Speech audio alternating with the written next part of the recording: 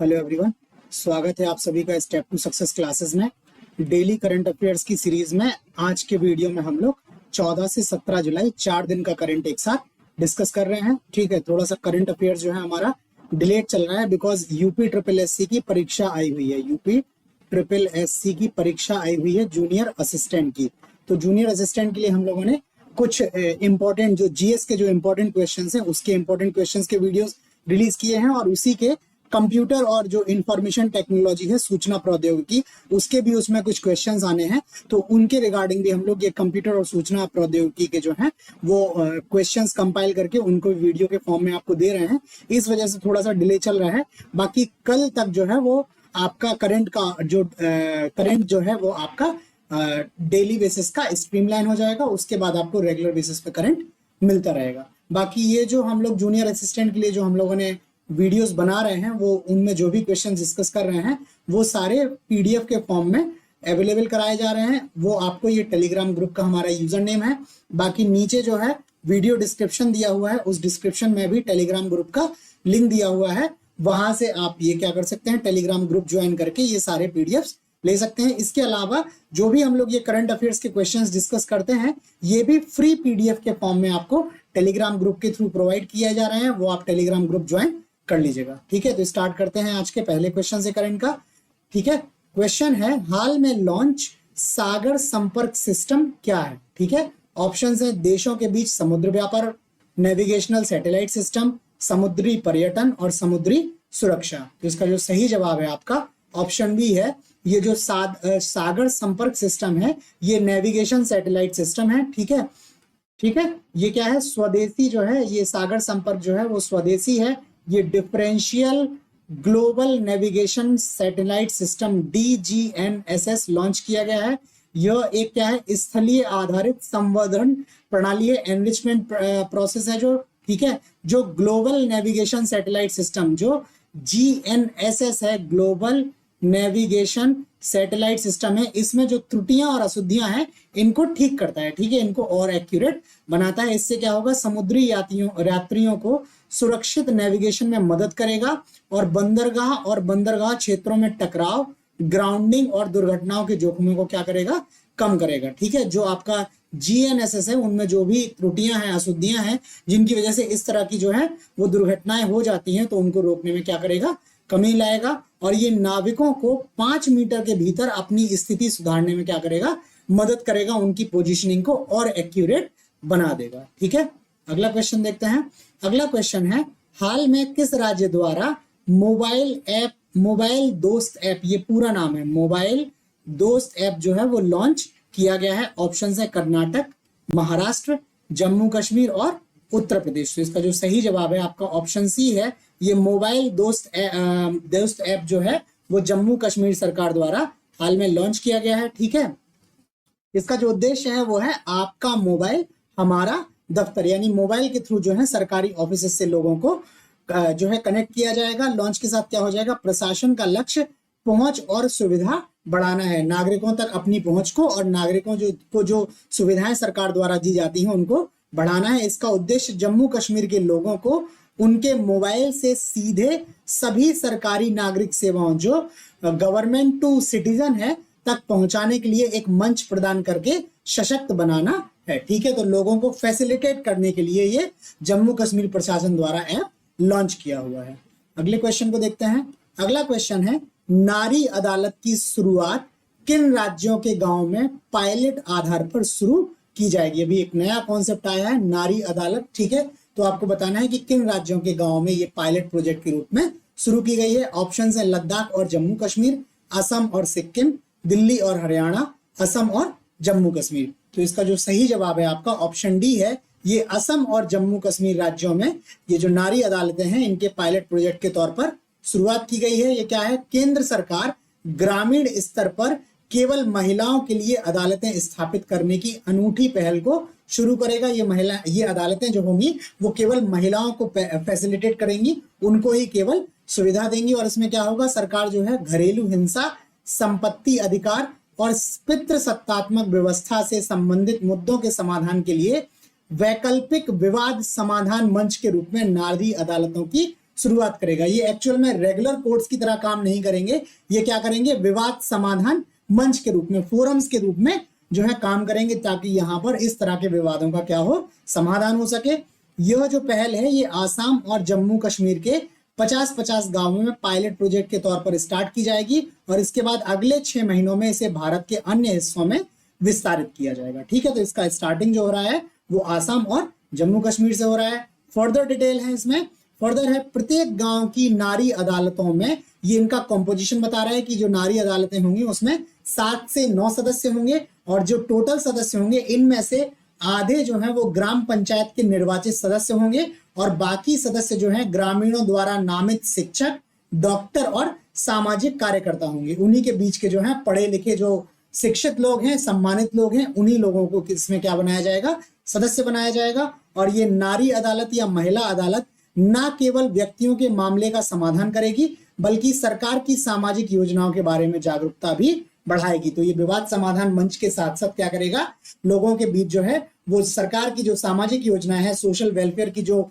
Schemes हैं government की, उनको लेकर भी लोगों के बीच में जागरूकता बढ़ाएगी। इन नारी अदालतों के जो सदस्य हैं इनको न्याय सखी या कानूनी मित्र के रूप में जाना जाएगा और नारी अदालत के प्रमुख को मुख्य न्याय सखी या मुख्य कानूनी मित्र के रूप में जाना जाएगा। ठीक है, तो ये भी इंपॉर्टेंट फैक्ट है कि जो इसके सदस्य होंगे उनको क्या बोला जाएगा, न्याय सखी या कानूनी मित्र, और प्रमुख को मुख्य न्याय सखी या मुख्य कानूनी मित्र नाम से जाना जाएगा। और जो मुख्य न्याय सखी होंगी इनका कार्यकाल कितना होगा, 6 माह का होगा। ठीक है, ये पूरी कॉम्पोजिशन के बारे में बात हो रही है।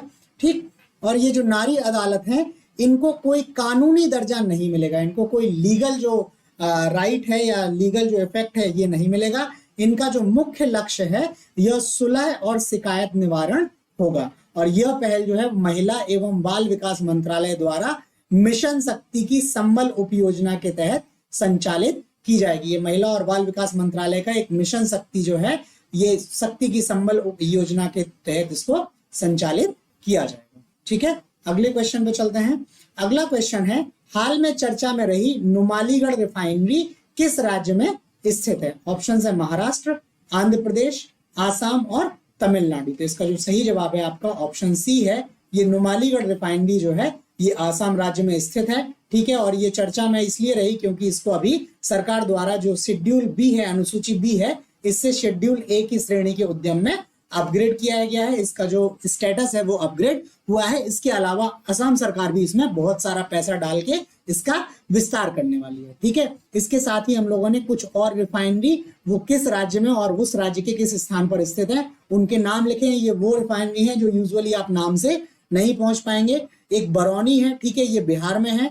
बगाई गांव है, ये आसाम के बगाई गांव जगह में है। पारादीप तो उड़ीसा सब लोग जानते ही होंगे। ये मनाली जो है हिमाचल प्रदेश का नहीं है, ये तमिलनाडु का है। ठीक है, नागपट्टनम भी तमिलनाडु का है, तातीपाक आंध्र प्रदेश का है और मैंगलोर जो है कर्नाटक का है। ये सारी रिफाइनरीज हैं और ये किस राज्य में है और किस राज्य के किस स्थान पर है उनके हमने प्रमुख रिफाइनरीज के नाम लिखे हुए हैं। बिकॉज कई बार ये जीएस में क्वेश्चन आता है, आपको रिफाइनरी और उसका राज्य मिलाने के लिए आपको आ जाता है। 4 रिफाइनरी के नाम दे दिए जाएंगे और उसमें 4 राज्यों के नाम दे दिए जाएंगे और आपको मैच करके बताना होगा कि कौन सी किस रिफाइनरी किस राज्य में स्थित है। तो उसके लिए आपको ये क्वेश्चन के साथ एडिशनल डिटेल दी है। अगले क्वेश्चन पर चलते हैं।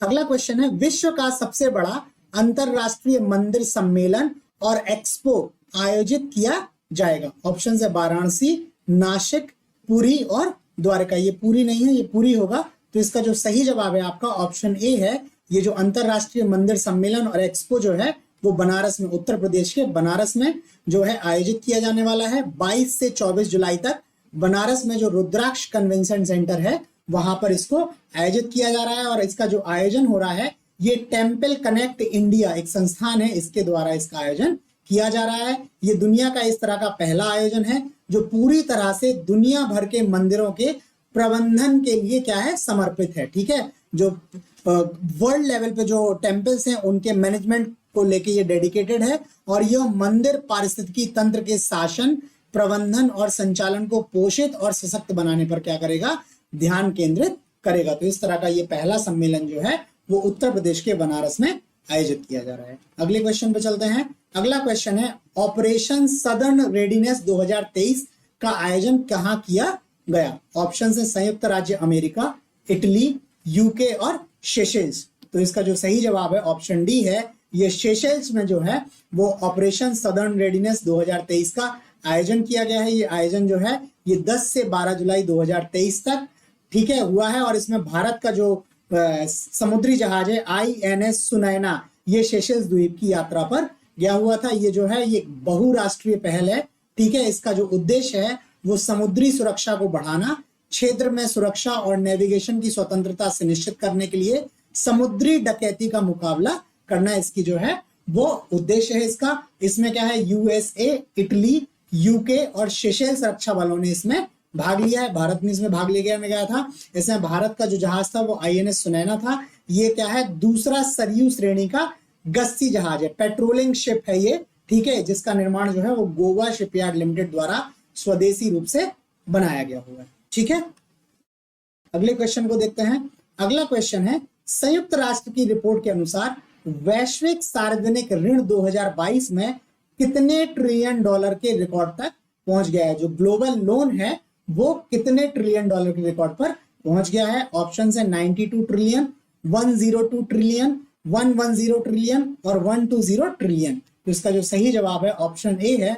जो ग्लोबल लोन है या डेप्ट है ये 92 ट्रिलियन डॉलर पर पहुंच गया है। ये संयुक्त राष्ट्र की रिपोर्ट ने बताया हुआ है, ठीक है। ये पिछले 2 दशकों में जो है ये घरेलू और विदेशी कर्ज जो है वो 5 गुना से भी ज्यादा बढ़ गया है। बाकी जो वैश्विक सार्वजनिक ऋण का लगभग 30% ऋण जो है वो विकासशील देशों के स्वामित्व में है, और विकासशील देशों का भी जो 70% कर्ज है वो चीन, भारत और ब्राजील के पास। एक तो जो ग्लोबल जो डेप्ट है या ऋण है उसका 30% जो है विकासशील देशों में है, और इस 30% का 70% जो है वो चीन, भारत और ब्राजील के पास है, ठीक है। इस रिपोर्ट के अनुसार क्या है, वित्त पोषण, बढ़ती उधार लागत, मुद्रा अवमूल्यन और धीमी विकास जो है वो विकासशील देशों के लिए ऋण के एक बड़े बोझ में तब्दील हो रहा है, ठीक है। इन सब वजहों की वजह से क्या है, ये जो ऋण का बोझ है वो लगातार बढ़ता जा रहा है, ठीक। अगले क्वेश्चन पर चलते हैं। अगला क्वेश्चन है, हाल में किस भारत सरकार टकसाल की 120वीं वर्षगांठ मनाई गई है, ठीक है। ऑप्शन है मुंबई, हैदराबाद, कलकत्ता और नोएडा। तो इसका जो सही जवाब है जो है वो ऑप्शन बी, हैदराबाद में जो टकसाल है भारत सरकार की उसकी 120वीं वर्षगांठ मनाई गई। बाकी भारत में जो है वो 4 टकसालें हैं, ये मुंबई, हैदराबाद, कलकत्ता और नोएडा में स्थित हैं, ठीक है। जिसमें हैदराबाद ने 120वीं वर्षगांठ अभी मनाई है। इस 20वीं वर्षगांठ पर इन्होंने स्मारिका सिक्के भी जारी किए हैं। ये सिक्के जो हैं वो चांदी और तांबे से तैयार किए गए हैं। ये हैदराबाद भारत की 4 टकसालों में से एक। इसकी स्थापना मूल रूप से 1803 ईस्वी में हैदराबाद के निजाम की शाही टकसाल के रूप में इसकी स्थापना की गई थी। मीर अकबर अली खान सिकंदर जाह और आसफ जाह III ने इसकी स्थापना की थी, और 1950 में भारत सरकार ने टकसाल का नियंत्रण अपने हाथों में ले लिया था। तो 1803 में इसकी स्थापना हुई, ठीक है। 1950 में क्या किया, भारत सरकार ने इसको अपने नियंत्रण में ले लिया, ठीक है। अगले क्वेश्चन पे चलते हैं। अगला क्वेश्चन है, यूपी सरकार ने सोनभद्र के ओबरा में कितने हजार करोड़ रुपए की 2 थर्मल पावर परियोजनाओं को मंजूरी दी है। उत्तर प्रदेश में 2 ताप परियोजनाएं आती हैं, ओबरा और अनपरा। तो ओबरा जो है वो सोनभद्र में है, आपको ये पता होना चाहिए, बिकॉज कई बार यूपी के एग्जाम्स में ये पूछा जाता है कि ओबरा जो ताप विद्युत परियोजना है वो कहाँ पर स्थित है, तो सोनभद्र में है। इसी में इन्होंने 2 थर्मल पावर परियोजनाओं की और मंजूरी दी है। लागत बतानी है 16,000 करोड़, 17,000 करोड़, 18,000 करोड़ और 19,000 करोड़। तो इसका जो सही जवाब है ऑप्शन सी है, ये 18,000 करोड़ लागत की 2 थर्मल पावर परियोजनाओं को जो है उत्तर प्रदेश सरकार ने मंजूरी की है, ठीक है। ये 11 जुलाई को सोनभद्र के ओबरा में 800 मेगावाट की 2 ओबरा डी थर्मल पावर परियोजनाएं बनाई जाएंगी। इसका उद्देश्य जो है वो उत्तर प्रदेश के लोगों को सस्ती बिजली उपलब्ध कराना है, और सरकार जो है ये केंद्र सरकार के स्वामित्व वाली NTPC के साथ 50-50 के साझेदारी में परियोजना को क्या करेगी, लागू करेगी, ठीक है। अगले क्वेश्चन पे चलते हैं। अगला क्वेश्चन है, हाल में कुई भाषा को भारतीय संविधान की 8वीं अनुसूची में शामिल करने की सिफारिश की गई है। यह किस राज्य से संबंधित है, ये कुई भाषा जो है वो किस राज्य से संबंधित है। ऑप्शन है बिहार, छत्तीसगढ़, झारखंड और उड़ीसा। तो इसका जो सही जवाब है ऑप्शन डी है, ये कुई भाषा जो है वो उड़ीसा राज्य से संबंधित है और वहां के मुख्यमंत्री जो है नवीन पटनायक जी, उनकी तरफ से ये मांग की गई है कि इस भाषा को क्या किया जाए, 8वीं अनुसूची में शामिल किया जाए। इससे क्या होगा, इससे इसके संरक्षण, संवर्धन एवं प्रसार में क्या करेगी, मदद मिलेगी। इस भाषा को शामिल करने से लगभग 7 लाख लोगों से अधिक कुई भाषी लोग जो हैं इनको क्या करेगा, लाभ मिलेगा। ये कुई के शामिल होने से उड़ीसा की कंद जनजाति, ये कंद जनजाति कुई भाषा को बोलती है, तो कंद जनजाति को भी इससे क्या मिलेंगे, कुल कई लाभ मिलेंगे। बाकी वर्तमान में संविधान की जो 8वीं सूची है उसमें 22 भाषाएं शामिल हैं और जो लेटेस्ट अपग्रेडेशन हुआ था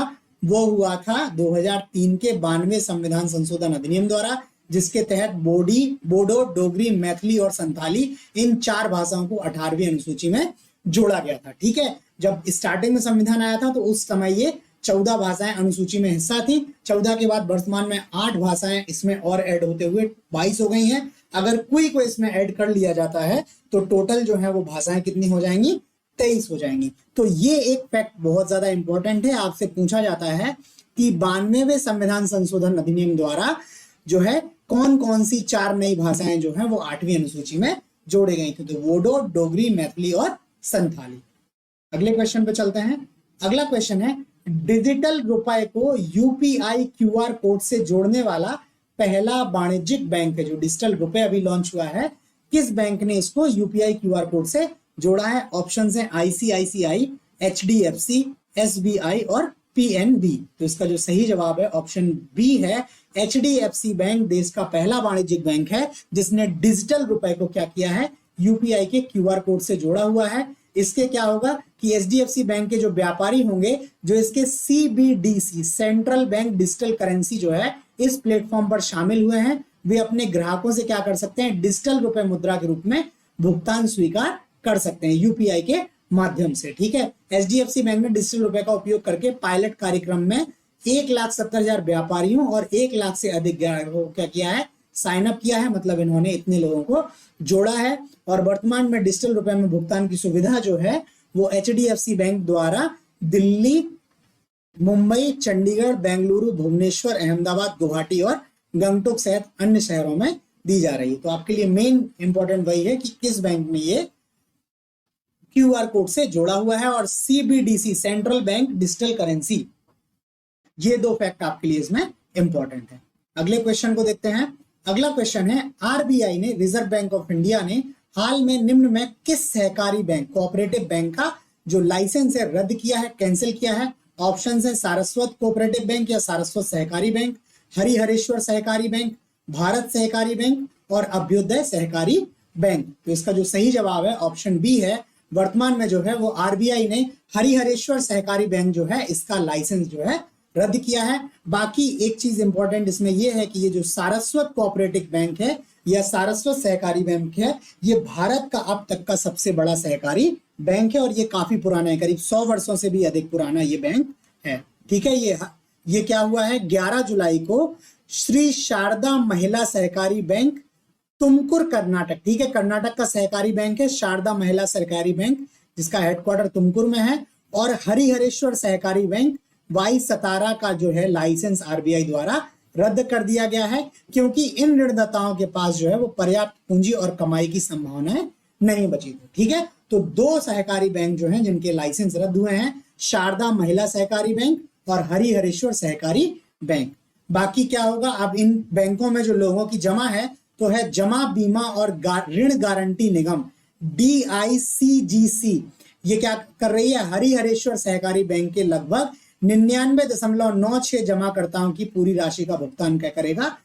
ये DICGC जो संस्था है, ये हरिहरेश्वर सहकारी बैंक में जिनके पैसे जमा है वो लगभग 99.96 जमाकर्ताओं के पैसों को क्या कर देगा, भुगतान करेगा। उसी तरह से शारदा महिला सहकारी बैंक में जो लोगों के जमा है उसमें से 97.82% जमाकर्ताओं की पूरी रकम का क्या कर देगा, भुगतान कर देगा। ठीक है, देखते हैं ये जो पैसे दे रहा है ये DICGC ये क्या है। ठीक है, ये देख लेते हैं।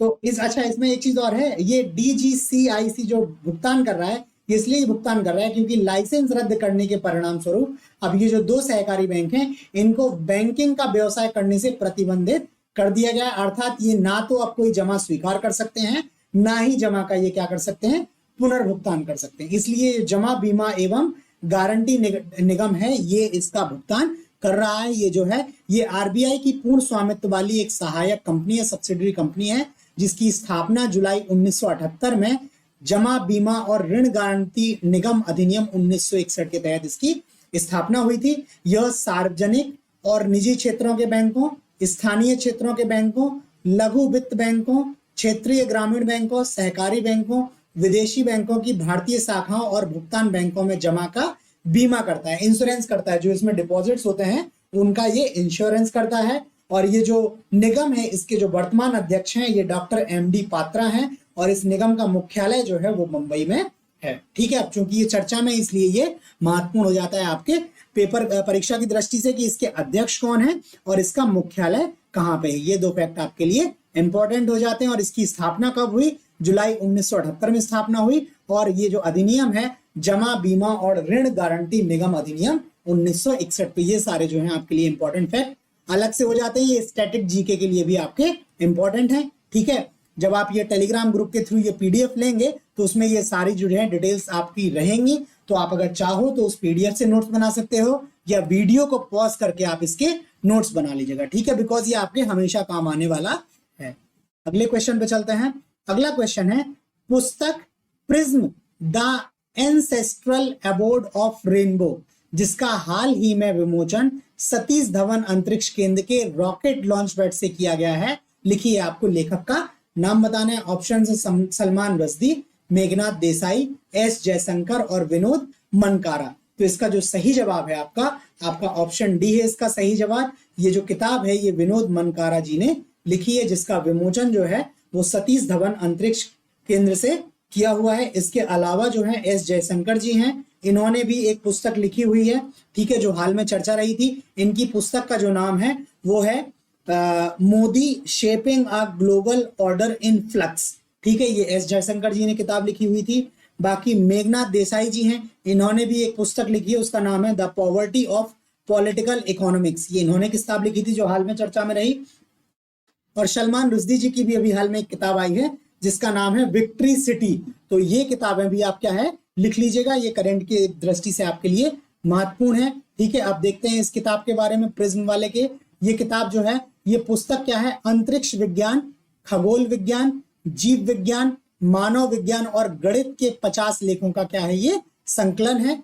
ठीक है, इसमें जेम्स वेब अंतरिक्ष दूरबीन, डार्क स्काई पर्यटन, ब्लैक होल पुष्टिकरण और कुत्ते लइका की पहली अंतरिक्ष यात्रा जैसे विषय इसमें क्या है शामिल हैं। इसका विमोचन इसरो के अध्यक्ष जो हैं एस सोमनाथ जी हैं, इन्होंने किया हुआ है। और इस पुस्तक की प्रस्तावना भी जो है इन एस सोमनाथ जी ने लिखी हुई है। ठीक है, बाकी ये फैक्ट अपने आप में इंपॉर्टेंट है कि इसरो के अध्यक्ष जो हैं वो कौन है, तो एस सोमनाथ जी हैं। इसके अलावा जो ये विनोद मनकारा जी हैं, ये भारत के मार्स ऑर्बिटर मिशन मंगलयान पर एक विज्ञान संस्कृत वृत्त चित्र जो है यनम के निर्माता भी हैं। और ये डॉक्यूमेंट्रीज हैं इनकी कई सारी, उसमें चंद्रनु नेरे चुंडू विरल भी इनमें शामिल है। ठीक है, तो ये इनके और सारे कार्य हैं। अगले क्वेश्चन पे चलते हैं। अगला क्वेश्चन है, भारतीय अंतरिक्ष अनुसंधान संस्थान इसरो ने 14 जुलाई को चंद्रयान 3 लॉन्च किया है। यह मिशन किस रॉकेट द्वारा छोड़ा गया है, प्रक्षेपित किया गया है? आपको उस रॉकेट का नाम बताना है। ऑप्शन है SSLV, PSLV, LVM और GSLV। तो इसका जो सही जवाब है आपका ऑप्शन सी है। ये LVM विमान द्वारा इसरो ने अपनी चंद्रयान 3 को क्या है लॉन्च किया है। बाकी ये SSLV, PSLV और GSLV भी क्या है इसरो के लॉन्च करने के लिए विमान है, रॉकेट है। ठीक है, लेकिन ये जो चंद्रयान छोड़ा गया है ये LVM द्वारा छोड़ा गया है। LVM ये LVM 3 द्वारा छोड़ा गया है। बाकी चंद्रयान की डिटेल्स है। चंद्रयान 3 का जो वजन है वो 3897.89 किलोग्राम है और इसकी लागत जो है वो 615 करोड़ है।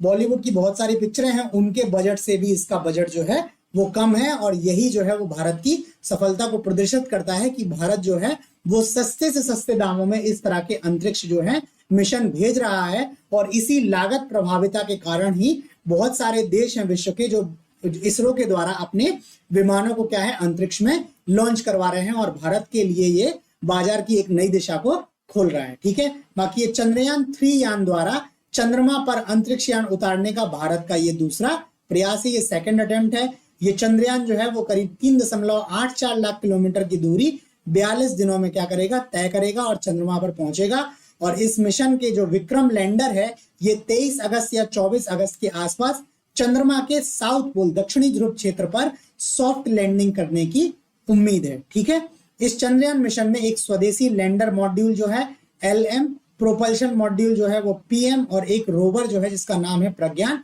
ये शामिल है। ठीक है, लैंडर जो है इसका नाम है विक्रम और जो रोवर है उसका नाम है प्रज्ञान। ठीक है, लैंडर के माध्यम से यह प्रज्ञान रोवर जो है वो चंद्रमा की सतह पर उतरेगा। ठीक है, तो ये सारा डिटेल जो है आपका चंद्रयान के बारे में हो गया। ठीक है, अभी बाकी चंद्रयान जब पहुंचेगा तो उस टाइम पे और इसकी डिटेल शेयर करेंगे। अगले क्वेश्चन को देखते हैं। अगला क्वेश्चन है विश्व युवा कौशल दिवस कब आयोजित किया जाता है? ऑप्शन है 13 जुलाई, 14 जुलाई, 15 जुलाई और 16 जुलाई। तो इसका जो सही जवाब है ऑप्शन सी है। विश्व युवा कौशल दिवस जो है वो प्रतिवर्ष 15 जुलाई को आयोजित किया जाता है और इस वर्ष के दिवस की जो थीम है वो थीम है परिवर्तनकारी भविष्य के लिए शिक्षकों, प्रशिक्षकों और युवाओं को कुशल बनाना। यह विषय जो है युवाओं को कौशल प्रदान करने में शिक्षकों, प्रशिक्षकों और अन्य शिक्षकों द्वारा निभाई जाने वाली आवश्यक भूमिका पर प्रकाश डालता है। और वर्ष 2014 में UN जनरल असेंबली ने 15 जुलाई को विश्व युवा कौशल दिवस के रूप में घोषित किया था। तो ये वर्ष 2014 से क्या है, लगातार प्रतिवर्ष जो है 15 जुलाई को विश्व युवा कौशल दिवस के रूप में मनाया जाता है। अगले क्वेश्चन पे चलते हैं। अगला क्वेश्चन है खाद्य पदार्थों की बढ़ती कीमतों के चलते किस देश के राष्ट्रपति ने हाल में आपातकाल की घोषणा की है? ऑप्शन है दक्षिणी सूडान, सोमालिया, नाइजीरिया और मोजाम्बिक। तो इसका जो सही जवाब है आपका ऑप्शन सी है। जो अभी नाइजीरिया में लगातार फूड प्राइसेस जो है बढ़ रही हैं, उसके मद्देनजर वहां के जो प्रधानमंत्री राष्ट्रपति हैं बोला टिनुबू। ठीक है, राष्ट्रपति का नाम है बोला टिनुबू। इन्होंने क्या किया है, वहां पर आपातकाल की घोषणा की है ताकि इन खाद्य पदार्थों की बढ़ती कीमतों और उसकी कमी से निपटने के लिए क्या किया जाए, प्रयास किया जाए। इसके अलावा सरकार ने घोषणा की है कि खाद्य मुद्रास्फीति को नियंत्रित करने के लिए कृषि योग्य भूमि और कृषि उत्पादन को बढ़ाने के लिए जंगलों को भी क्या किया जाएगा, साफ किया जाएगा ताकि अधिक से अधिक स्थान पर क्या हो, कृषि हो और खाद्य पदार्थों का क्या किया जा सके, उत्पादन किया जा सके, उगाया जा सके। इसके अलावा ईंधन पर जो सब्सिडी मिलती है उसको हटाने के बाद जो पैसा आएगा, इस पैसे का इस्तेमाल क्या किया जाएगा, किसानों को उर्वरक और अनाज उपलब्ध कराने में किया जाएगा ताकि अधिक से अधिक क्या हो, पैदावार सुनिश्चित की जाए। इसके अलावा गरीबों को जो है वो 6 महीने तक प्रति माह $10 की वित्तीय सहायता मिलेगी। ठीक है, इसके अलावा और भी इन्होंने इंतजाम किए हैं, जैसे किसान जो है वहां पर जो लोग हैं जो किसानों के पास से पैसा वगैरह लूट लेते हैं, जिसकी वजह से किसान जो है वो खेती से दूर हो रहे हैं, तो ऐसे लोगों को सुरक्षा देने के लिए भी सरकार क्या कर रही है, प्रयास कर रही है। ठीक है, और संभव इस तरह की जो मुद्रास्फीति हुई है खाद्य पदार्थों में उसको रोकने के सभी तरह से भरसक प्रयास कर रही है। अगले क्वेश्चन को देखते हैं। अगला क्वेश्चन है वर्ष 2023 का विंबलडन जो पुरुष वर्ग का है इसका खिताब जीता है। ऑप्शन है कार्लोस अल्काराज, नोवाक जोकोविच, बोरिस बेकर और रोजर फेडरर। तो इसका जो सही जवाब है ऑप्शन ए है। इस वर्ष के विंबलडन के जो विजेता हैं पुरुष वर्ग के वो कार्लोस अल्काराज रहे हैं और इन्होंने नोवाक जोकोविच को जो है हराकर ये पुरस्कार जीता है। ये कार्लोस अल्काराज जो हैं वो युवा हैं, अभी 20 वर्ष के हैं, तो ये विंबलडन जीतने वाले दूसरे सबसे युवा खिलाड़ी हो गए हैं, जबकि ये बोरिस बेकर जो हैं वो विंबलडन जीतने वाले जो हैं वो सबसे युवा खिलाड़ी हैं। ठीक है, तो अल्काराज जो है वो द्वितीय हैं। ठीक है, बाकी इन्होंने ये खिताब 16 जुलाई को, ये अल्काराज जो है स्पेन के खिलाड़ी, इन्होंने लंदन के सेंटर कोर्ट में फाइनल में नोवाक जोकोविच को हराकर अपना दूसरा ग्रैंड स्लैम, इनका जो पहला ग्रैंड स्लैम है कार्लोस अल्काराज का वो है US ओपन 2022, तो इन्होंने अपना दूसरा ग्रैंड स्लैम जीता है। आपको बता दें कि ये 4 ग्रैंड स्लैम होते हैं जिसमें US ओपन है, फ्रेंच ओपन है, ऑस्ट्रेलिया ओपन है और विंबलडन है जिसको UK ओपन भी बोला जाता है। तो 4 ग्रैंड स्लैम है जिसमें इन्होंने जो है नोवाक जोकोविच को हराकर दूसरा ग्रैंड स्लैम जीता है। पहला इन्होंने US ओपन 2022 जीता हुआ था। ठीक है, ये तो बता दिया है कि ये जो है 20 वर्षीय अल्काराज जो है बोरिस बेकर को के बाद विंबलडन का खिताब जीतने वाले सबसे उम्र के खिलाड़ी हैं, ये बोरिस बेकर हैं। इन्होंने 18 वर्ष की उम्र में वर्ष 1986 में विंबलडन जो है खिताब जीता हुआ था। इसके अलावा नोवाक जोकोविच जो हैं, इनके पास 23 प्रमुख एकल खिताब हैं जो ग्रैंड स्लैम्स हैं। इनमें से 10 इनके पास ऑस्ट्रेलियन ओपन है, 3 फ्रेंच ओपन है, 7 विंबलडन है और 3 यूएस ओपन है। ठीक है, तो लगभग 3-3 बार ये चारों ओपन जो है वो जीत चुके हैं और ऐसा करने वाली ये अकेले खिलाड़ी हैं। इसके अलावा महिला वर्ग भी जाता है इसका विंबलडन का। इसके जो विजेता रही हैं वो है मार्केटा वोंड्रोसोवा, ये चेक गणराज्य की खिलाड़ी हैं। और उन्होंने इन्स जाबेउर, ये ट्यूनीशिया की खिलाड़ी हैं, इनको हराकर ये खिताब जीता हुआ है। तो पुरुष और महिला दोनों की आपको ये डिटेल हमने दे दी है। ठीक है, अगले क्वेश्चन पे चलते हैं। अगला क्वेश्चन है सैन्य अभ्यास नोमैडिक एलिफेंट 2023 भारत के किस देश के साथ द्विपक्षीय सैन्य अभ्यास है? ऑप्शन है मालदीव, मंगोलिया, फ्रांस और थाईलैंड। तो इसका जो सही जवाब है आपका ऑप्शन बी है, भारत और मंगोलिया के बीच का जो है द्विपक्षीय सैन्य अभ्यास है, इसका नाम है नोमैडिक एलिफेंट। ठीक है, और 2023 क्योंकि 2023 में आयोजित किया जा रहा है। इसका आयोजन जो होना है वो 17 से 31 जुलाई 2023 के बीच में होना है। और ये जो है इस अभ्यास का 15वां संस्करण है और इसका आयोजन मंगोलिया के उलन-बतोर शहर में किया जा रहा है। ठीक है, ये इन दोनों देशों के बीच एक वार्षिक प्रशिक्षण अभ्यास है। ठीक है, अभ्यास में भारतीय सेना के Jammu Kashmir light infantry regiment के सैनिक और मंगोलियाई सशस्त्र बल यूनिट 084 के सैनिक इसमें क्या कर रहे हैं, भाग ले रहे हैं। और इस अभ्यास का जो विषय है वो संयुक्त राष्ट्र के अधिदेश के तहत पहाड़ी इलाकों में आतंकवाद विरोधी अभियानों पर केंद्रित है। चूंकि भारत और मंगोलिया दोनों ही देश जो हैं वो पहाड़ी इलाकों में होने वाले आतंकवाद से पीड़ित हैं, इस वजह से ये इन दोनों देशों का क्या है, संयुक्त प्रशिक्षण अभ्यास है, वार्षिक है। और ये चक्रीय रूप से भारत और मंगोलिया में आयोजित किया जा रहा है। 2023 का संस्करण जो है वो मंगोलिया के उलन-बतोर में आयोजन किया जा रहा है। अगला क्वेश्चन, IIT दिल्ली जो है वो अपना पहला विदेशी कैंपस किस देश में खोलेगा? ऑप्शन है तंजानिया, संयुक्त अरब अमीरात, कुवैत और मंगोलिया। तो इसका जो सही जवाब है ऑप्शन बी है, IIT दिल्ली जो है वो UAE या संयुक्त अरब अमीरात में अपना पहला विदेशी कैंपस खोलने वाला है।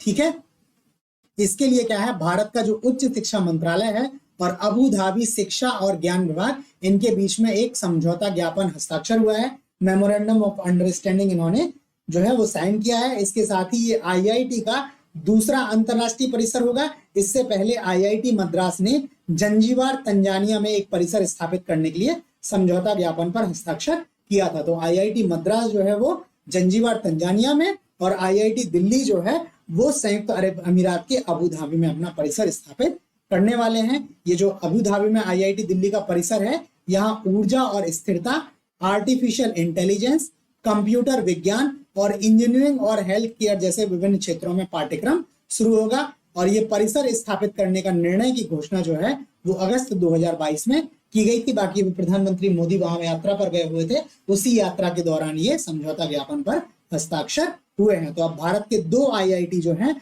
वो 2 देशों में अपना कैंपस खोलने वाले हैं। ठीक, अगले क्वेश्चन पे चलते हैं। ये वीडियो का हमारा लास्ट क्वेश्चन है, असम सरकार का गजा कोठा अभियान किस पशु की सुरक्षा से संबंधित है? ऑप्शंस हैं गेंडा, हाथी, चीता और असमिया मका। इसका जो सही जवाब है आपका ऑप्शन बी है, ये हाथी की सुरक्षा से जो है संबंधित ये गजा कोठा अभियान हाल में असम सरकार द्वारा स्टार्ट किया गया है। ये क्या है, मानव हाथी संघर्ष जो है, ह्यूमन एलिफेंट कॉन्फ्लिक्ट HEC की बढ़ती संख्या को कम करने के लिए असम सरकार द्वारा गजा कोठा अभियान क्या है, शुरू किया गया है। ये जो है अरण्यक और ब्रिटिश एशियन ट्रस्ट, ये NGOs हैं, असम वन विभाग के साथ मिलकर इस पहल को क्या करेंगे, लागू करेंगे। तो असम वन विभाग तो इसमें है ही, इसके अलावा अरण्यक और ब्रिटिश एसोसिएशन ट्रस्ट जो है ये इनके साथ मिलकर काम किया जाएगा। वैज्ञानिकों, कलाकारों, शिक्षकों और संरक्षणवादियों की मदद से प्रदर्शनी के लिए व्यवहारिक और आकर्षक जागरूकता सामग्री तैयार की जाएगी। और अब तक गजा कोठा अभियान के माध्यम से पूर्वी असम में लगभग 1200 HEC प्रभावित लोगों तक पहुंचा जा चुका है। ठीक है, तो इस तरह से लोगों को ये प्रशिक्षित करने के लिए क्या कर रही है सरकार, काम कर रही है, ताकि ह्यूमन एलिफेंट कॉन्फ्लिक्ट जो है इसको कम से कम किया जा सके। ठीक है, तो आज करंट अफेयर्स में इतना ही है। ये आपको क्वेश्चंस कैसे लगे ये आप हमें प्लीज लाइक करके कमेंट करके जरूर बताएं। चैनल को आपने अभी तक सब्सक्राइब नहीं किया है तो सब्सक्राइब भी कर लें, प्लस नोटिफिकेशंस भी आप ऑन कर लें, तो चैनल पर जो भी कंटेंट आ रहा है वो आपको टाइमली उसकी अपडेट्स मिल जाए। और इन क्वेश्चंस के फ्री पीडीएफ के लिए आप हमारा टेलीग्राम ग्रुप ज्वाइन कर लीजिए। ये इस यूजर नेम के थ्रू भी ज्वाइन कर सकते हैं, और डिटेल में जो डिस्क्रिप्शन है उसमें टेलीग्राम का लिंक दिया हुआ है, वहां से भी आप हमारा ये टेलीग्राम ग्रुप ज्वाइन करके ये सारे पीडीएफ वहां से ले सकते हैं। ठीक है, तो आज करंट अफेयर्स में इतना ही, बाकी जल्द मिलते हैं नए क्वेश्चंस के साथ। तब तक के लिए धन्यवाद।